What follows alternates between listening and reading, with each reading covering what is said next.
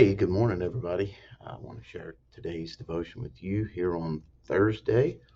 Um, this is devotion based on the message the Lord gave us to preach, allowed us to preach there on Sunday, entitled "Who Am I?" Um, and it comes from Ephesians 2:1 through 10. I want to look at the very middle of that, but in order to do that, let's go over the first couple verses. I remember Paul was writing this from prison to the church of Ephesus, which was a kind of metropolitan area of both commercial and um, learning, a lot of religion in that area. But he's writing this to the church, to the believers. And it says, You he hath quickened. So he's talking about the church. And you can go back and because it's tying into chapter 1, and he's giving a little bit of information as to who he's writing to. But who were dead in trespasses and sins, wherein in times past you walked according to the course of this world, according to the prince of the power of the hour, the spirit thou now worketh in the children of disobedience, among whom also we all had our conversations in time past in the lust of the flesh, fulfilling the desires of the flesh and of the mind, and were by nature children of wrath, even as others. And so he's painting kind of a picture um, of who the children of Israel were, but would apply to all of us. That is us in our past, and I had showed the clean canvas and how a lot of people feel that we're all just born with a blank white canvas, and we allow everything to paint and kind of make us who we are. Hear people say, "I'm trying to find myself," or young people say that they're just a free spirit, and you know, uh, but the Bible here is telling us that um, we were born into sin, um, and of this world, and of course the devil being the prince of this world. But what we want to look at today in our devotion is found here in verse 4. But God, um, but God, who is rich in mercy, for his great love wherewith he loved us. And, um, it's kind of like cards are stacked against us here in the first three verses, and paints, as I said, a pretty great picture of humanity. Um, but as we approach now Good Friday, um, and the Easter season this weekend, Resurrection Sunday, um, the but God kind of describes everything up through the Old Testament and how the evil of man from the flood.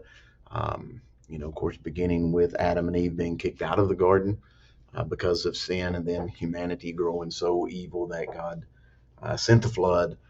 Noah was that kindly sacrifice, or that atonement. Um, how that God, instead of destroying everybody, Noah was righteous, and follower of God. So he and his family kind of God used for the second chance.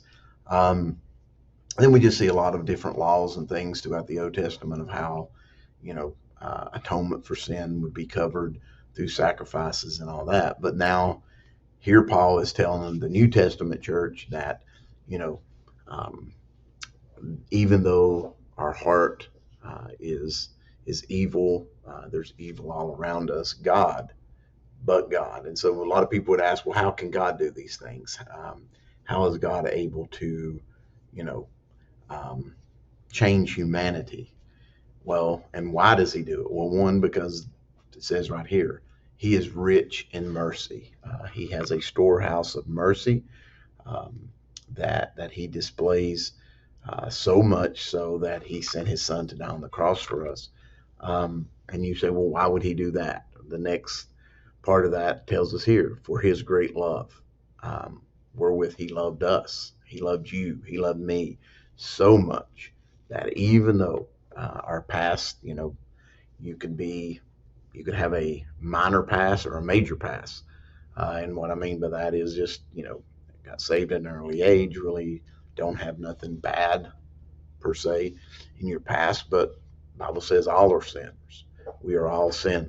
Um, And so, because of his great love that he had for us, that he made an atonement, or as it said in the next part of this, even when we were dead in sins, hath quickened us together. He's brought us back. He's made us alive to the state of perfection that he originally created us with. Because a lot of people would say, why would a loving God allow sin and man to be capable of doing this? Well, um, he didn't create us that way, but the devil, when he put himself on an even plateau, or thought he did, with the Lord, then was kicked and banished out of heaven. And as a result of that, has been, playing on the minds of people ever since, and tricking and trying to persuade them to live lives of sin. And many people follow that.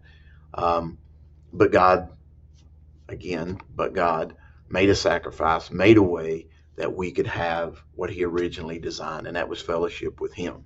And he's raised us up together and made us to sit together in heavenly places with Christ Jesus, us being believers, or the church, that in the ages to come he might show his exceeding riches of his grace and his kindness toward us through Christ Jesus. And so that's the challenge for us as Christians, that we allow our life to be put on display, not anything that we've done, but the glory of God, the grace of God in our lives brings glory to him, and that people is able to see the work of Christ in our lives. Um, and that in turn allows the Spirit um, to be manifested, that people will see the changes in our life, and as a testimony of God's grace, his mercy, and his love that he's had toward us. And so pray that you got something out of that. Just remember, you are God's masterpiece. You were made in his image. And so even though there's sins in everybody's past, even though we all have made mistakes, God's rich mercy is able to bring us back to fellowship with him, or bring us to fellowship with him. Um, so I pray that this season, as we go into Good Friday and Resurrection Sunday, the Easter season, that it'll be more than just a holiday filled with Easter baskets and eggs, but that you'll do inventory of your life, and look at the things that Christ has done and how much he loves you. So we love you all. I pray that you have a great day.